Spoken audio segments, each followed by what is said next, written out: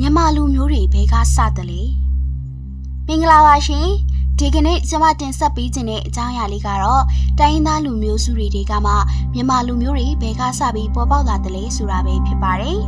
တခုခေတ်မှာတော့မြန်မာတွေကမိမိကိုယ်ကိုဗမာလို့ပြောဆိုခေါ်ဝေါ်နေပြီပဲဖြစ်ပါတယ်လွန်ခဲ့တဲ့နှစ်50ကျော်ကကမ္ဘာကျော်သမိုင်းပညာရှင်သမိုင်းတုတေတီဆရာကြီးဖြစ်ုံကမကပဲ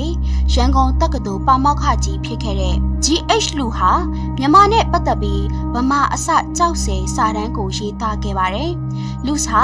ဗမာအစကြောက်စဲစာတမ်းကိုတရုတ်မန်ရှူမှတ်တမ်းမန်ရှူကိုကိုးကားပြီးတော့အခုလိုရေးသားခဲ့တယ်လို့ဆိုပါတယ်။ AD 832ခုနှစ်မှာနန်စောတွေကပြူမြင်းနေပြီးတော့ကိုတိုက်ခတ်လူရတာကြောင့်ပြူနိုင်ငံပြူလိုမျိုးပြတ်သုံးသိန်းကောသွားခဲ့ပါတယ်။အထောက်ထားမရှိဘဲလူစ်ထင်မြင်ယူဆထားတဲ့မိချဲခေါ်မွန်တို့ရဲ့ပဲခူးမြို့ကို AD 835ခုနှစ်မှာနန်စောတွေကတိုက်ခတ်လူရက်ခဲ့ပြန်တာကြောင့်ပျက်စီးသွားပြီးတော့မွန်လူမျိုးတွေပျောက်ကွယ်သွားကုန်ပါတယ်။အဲ့လိုမွန်ရောပြူရောကင်းမဲ့သွားပြီးပြူနေရမှာဗလာဖြစ်နေတဲ့အချိန် AD 835ခန့်မှာယူနန်နဲ့တောင်ပိုင်းအစွန်းကနေမန်လူမျိုးတွေကပြူနိုင်ငံအတွင်းကိုထွက်ပြေးအခြေချနေထိုင်လာပြီးအဲ့ဒီမန်လူမျိုးတွေကရှေးဦးဗမာလူမျိုးတွေဖြစ်တယ်လို့ရေးသားဖော်ပြထားပါတယ်။လူစ်ကမန်လူမျိုးတွေကြောက်စဲ17ခရိုင်ကိုရုတ်တရက်တိုက်ခိုက်သိမ်းပိုက်ပြီးအဲ့ဒီကြောက်စဲ17ခရိုင်နေကြီးဟာဗမာဒေသမဟုတ်ပဲမွန်ဒေသဖြစ်မယ်လို့ယူဆထင်မြင်ခဲ့ပါတယ်။ဗမာဖြစ်လာမဲ့မန်တွေကတော့ကြောက်စဲမှာမရက်သေးပဲမြောက်ဘက်မှာရှိတဲ့တောင်မြုံတက်ခရိုင်နဲ့အနောက်တောင်မိုင်း100ခန့်ကွာဝေးတဲ့မင်းဘူး6ခရိုင်ကိုပါတက်ဆက်တဲ့ချီတက်တိုက်ခိုက်သိမ်းပိုက်ခဲ့ပါတယ်။ AD 849ခုနှစ်မှာတော့မန်တွေကပကံဒေသကိုပြောင်းရွှေ့ပြီးပကံကိုတီထောင်ခဲ့တာကြောင့်အဲ့ဒီကနေဗမာနိုင်ငံဖြစ်လာပြီးမယ်လေဗမာအစကြောက်စင်နေတာဖြစ်ပါတယ်ဗမာလူမျိုးတွေဟာလည်းမန်လူမျိုးပဲဖြစ်တယ်လို့လူစ်ကယူဆတင်ပြခဲ့ပါတယ်အဲ့ဒီလိုလူစ်ရဲ့ရေးသားပြောဆိုထင်မြင်ယူဆချက်တွေအတွက်တရုတ်မန်ရှူမှတ်တမ်းရဖြစ်တယ်လို့မန်ရှူမှတ်တမ်းကိုကြံကိုပေးခဲ့ပါတယ်ဒါပေမဲ့လူစီရဲ့စာတမ်းမှာပါတဲ့ဗမာသမိုင်းအယူဆတွေဟာအထောက်ထားမခိုင်လုံတဲ့ရေးသားချက်တွေရှေးနောက်မညီလိုရာဆွဲရတဲ့ရေးသားချက်တွေလည်းပါနေတာမို့လူစီရဲ့ဗမာသမိုင်းအယူဆတွေကလည်းလက်ခံပြီးတော့ယုံနိုင်စရာမရှိတာကြောင့်လက်မခံနိုင်ပဲကန့်ကွက်ခဲ့ကြပါတယ်။အဲ့ဒီလိုကန့်ကွက်ခဲ့ကြတဲ့သူတွေထဲမှာထင်ရှားတဲ့ပညာရှင်တွေကတော့ဆရာကြီးဦးဖိုးလန်ရှေးဟောင်းသုတေသနညွှန်ကြားရေးမှူးချုပ်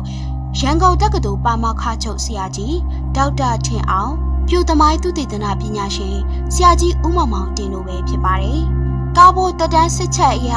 တရိတ်ခက်တရာဗမာမြို့ကြီးတက်တန်းဟာ BC 100စု AD 100စုကြားမှာရှိပါတယ်။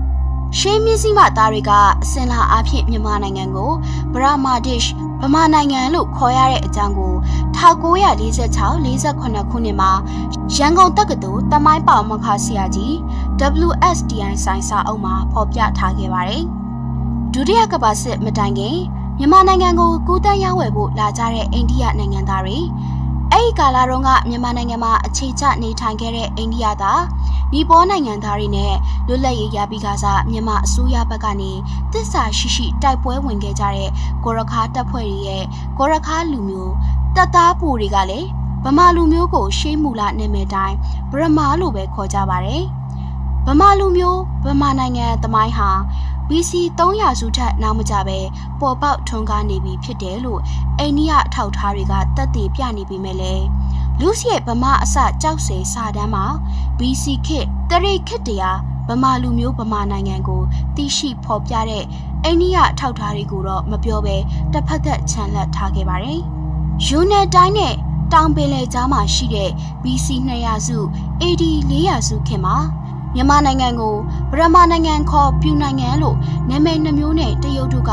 ခေါ်ဆိုမှတ်တမ်းတင်ထားခဲ့ပါတယ်။ BC 200စုနဲ့300စုအကြားမှာရှေးတရုတ်တွေကရှေးမြန်မာနိုင်ငံလို့သိရှိပြီးခေါ်ဝေါ်တဲ့နာမည်တွေက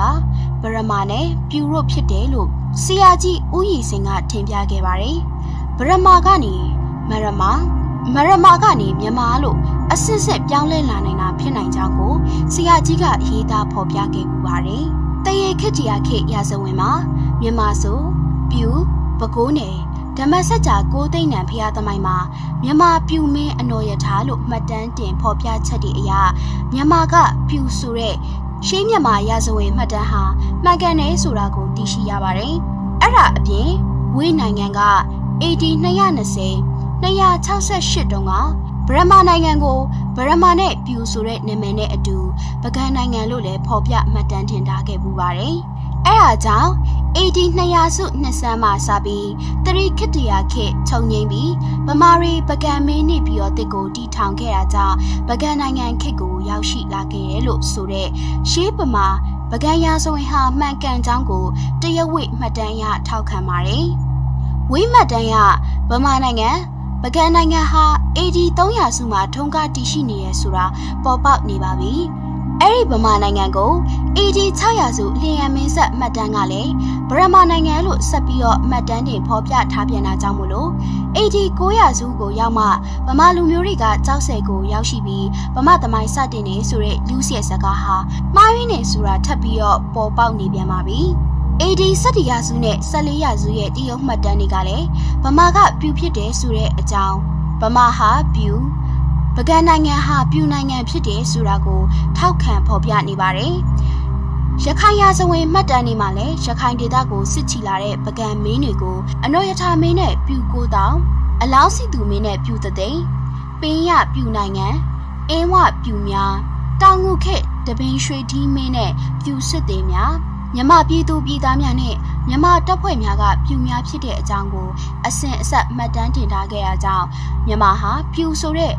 ရှေးမြန်မာရာဇဝင်ဖော်ပြချက်ကမှန်ကန်တယ်ဆိုတဲ့အကြောင်းကိုရခိုင်ရာဇဝင်တွေကထောက်ခံနေကြပါတယ်။အဲ့ဒါကြောင့်ဗမာလူမျိုးဆိုတာကဗရမာလို့ခေါ်တဲ့ပြူလူမျိုးများပဲဖြစ်ပါတယ်။ဗရမာကနေမရမာကနေတစ်ဆင့်ကာလာဒေသရွေရှားလာပြီးမြန်မာဆိုတဲ့အတန်ပြောင်းလဲလာတယ်လို့သိရှိရပါတယ်ရှင်။ဒီအကြောင်းအရာနဲ့ပတ်သက်ပြီးမြန်မာဆိုတာမန်လူမျိုးဖြစ်တယ်ဆိုရဲ GH လူရေးသားထားတဲ့ဗမာအစကြောက်ဆယ်စာတမ်းကိုလက်ခံယုံကြည်ကြတဲ့သူတွေလည်းရှိသလိုမြန်မာခေါ်ဗမာလူမျိုးများဟာဗရမာလို့ခေါ်တဲ့ပြူလူမျိုးများသာဖြစ်တယ်ဆိုတဲ့တိကျခိုင်မာတဲ့ရှေးရာဇဝင်အထောက်အထားတွေကိုပဲလက်ခံပြီးလူ့ရဲ့ထင်မြင်ယူဆချက်တွေကိုညှင်းပယ်ကွဲကွဲတဲ့သူတွေလည်းအများကြီးရှိကြပါတယ်။တင်ကရောမြန်မာလူမျိုးတွေကဘယ်ကနေစပြီးဖြစ်ပေါ်လာတယ်လို့ထင်ပါတယ်လေ။ comment မှာမျှဝေပေးခဲ့ပါဦးနော်။